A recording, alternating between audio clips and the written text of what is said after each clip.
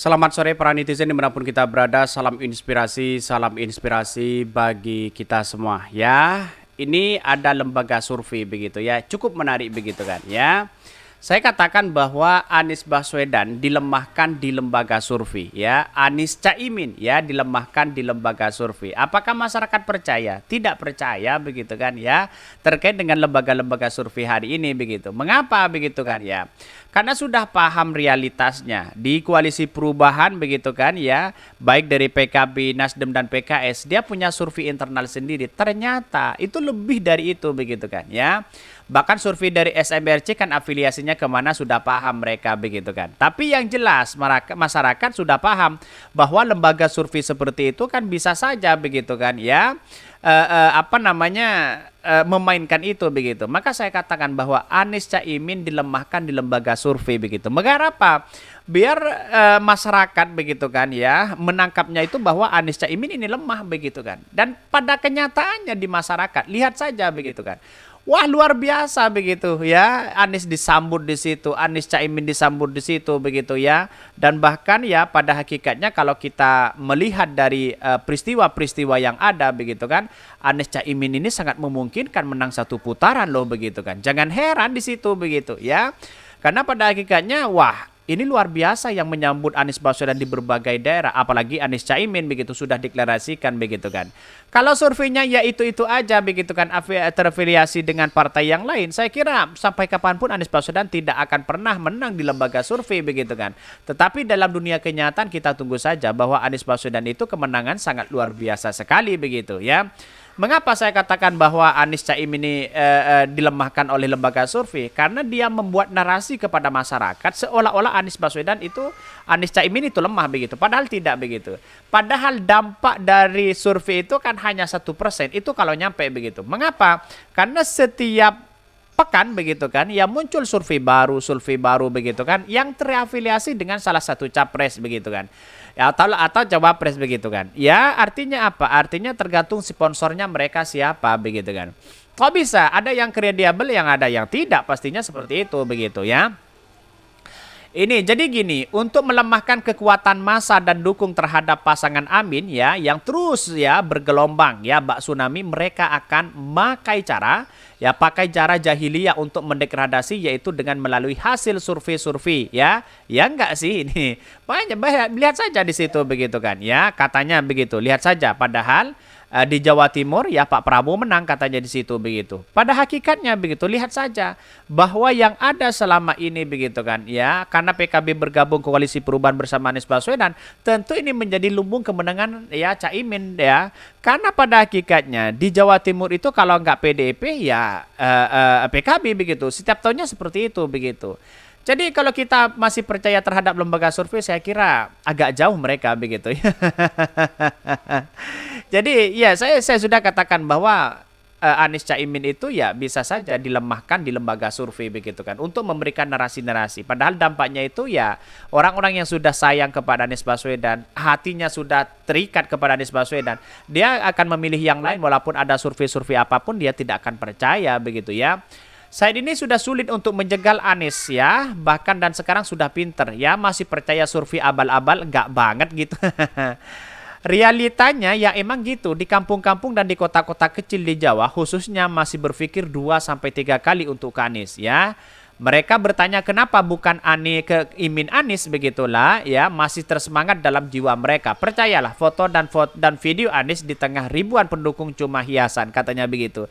Ya pada akhirnya kita lihat saja bahwa persoalan-persoalan sekarang ini Anies Baswedan dia itu lihat saja di masyarakat begitu kan ya. Anies Baswedan disambut luar biasa di situ begitu kan ya. Dan bahkan menurut saya pribadi ini sangat luar biasa begitu. Walaupun berbagai cara untuk menjegal Anies Caimin ya, memperlemah Caimin, saya kira tidak punya dampak sama sekali hari ini begitu. Mengapa?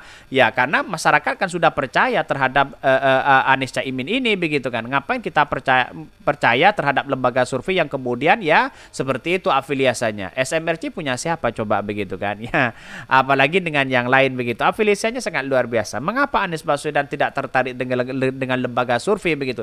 Bisa saja Nasdem itu begitu kan bisa membeli lembaga survei dan sebagainya begitu kan ya, tetapi kan bukan dia ya, apa untungnya coba kalau hanya manipulasi sana sini begitu kan. Masyarakat sedang kan sudah cerdas ya, melihat di situ begitu, kecerdasan masyarakat di situ sudah tidak bisa begitu kan ya dihindari dengan adanya ya survei-survei sana sini, ujung-ujungnya tidak dipercaya. Kasihan buang-buang uang begitu kan untuk menyogok orang, kan begitu logikanya begitu ya. Hasil survei terbaru Saiful Mujani Research and Consulting SMRC menyatakan pasangan Anies Baswedan Muhaimin Iskandar memiliki elektabilitas yang paling rendah sebagai kandidat capres-cawapres ya. Ini sudah muncul surveinya padahal baru kemarin dideklarasikan begitu ya. SMRC membuat simulasi 3 pasangan capres-cawapres yakni Anies Baswedan, Muhaimin Iskandar, Prabowo Subianto, Erik dan Ganjar Ridwan Kamil ya. Mengutip dari ya situs saifulmujani.com ya, hasilnya elektabilitas Ganjar Ridwan Kamil tertinggi 35,4% ya. Itu sudah dalam survei mereka begitu kan. Saya kira ngapain masih ada survei-survei seperti itu kalau ujung-ujungnya ya Anies Baswedan yang menang, kan begitu logika kita begitu ya. Pada hakikatnya begitu kan sudah sejak awal begitu kan lembaga-lembaga survei berseleweran di media sosial. Tapi sayang seribu sayang ya itu aja begitu kan. Bahkan dijadikan patokan sama orang-orang mereka, tapi masyarakat di bawah begitu kan ya. Tidak begitu melihat lembaga survei hari ini, tetapi melihat dari Anies Caimin ini begitu kan. Lah survei itu kan nomor sekian begitu kan. Erdogan coba kalah kurang apa coba ya di lembaga survei ya, apalagi survei-survei yang media mainstream dan sebagainya begitu kan. Sudah kalah, dinyatakan kalah begitu kan. Bahkan disuruh mundur begitu kan ya akibat dari kemenangan survei orang lain begitu. Tapi ujung-ujungnya Erdogan menang di situ begitu kan. Ya nasibnya sama dengan 2017 begitu kan. Anies Baswedan kalah di situ, tapi ujung-ujungnya menang di situ begitu ya. Padahal itu lawan incumbent loh begitu, kuat sekali, apalagi sekarang ya hanya masih tidak lawan incumbent begitu. Saya kira perdebatan itu masih diperdebatkan dan kemenangan Anies Caimin saya mungkin terjadi begitu kan ya. Survei bisa saja abal-abal atau apa begitu kan. Bahkan ini Saiful mengatakan ya perolehan suara Anies Imin mencerminkan kekuatan dua partai antara PKB dengan Nasdem ya dengan PKS. Oleh karena itu angka dukungan dari 16% cenderung logis karena mencerminkan dua kekuatan politik ya. Bahkan dia menekankan bahwa survei ini adalah simulasi untuk melihat bagaimana reaksi publik terhadap pasangan Anies Caimin setelah dideklarasikan. SMRC membuat skema Ganjar Ridwan Kamil begitu kan. Ini kan melihat reaksi orang begitu kan ya, reaksi publik begitu kan. Coba bayangkan begitu, ketik di situ begitu reaksinya gimana begitu ya. Saya kira hal-hal seperti ini kan dijadikan sebagai acuan salah besar begitu kan ya. Pada hakikatnya menurut saya pribadi jauh dari dalam kategori kebenaran begitu ya. Bahkan mungkin 1.200 respondennya di situ begitu ya. Walaupun LSI juga menyatakan bahwa elektabilitas Anies adalah terendah dibandingkan Ganjar dengan Prabowo katanya begitu ya.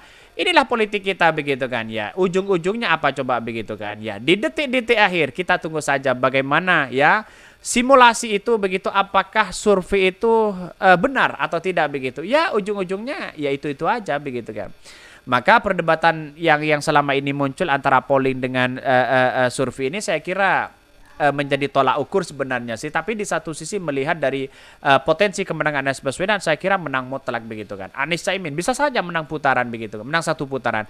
Karena sudah tahu bagaimana di Nasdem ya, di PKB ya, dia punya kan survei masing-masing begitu.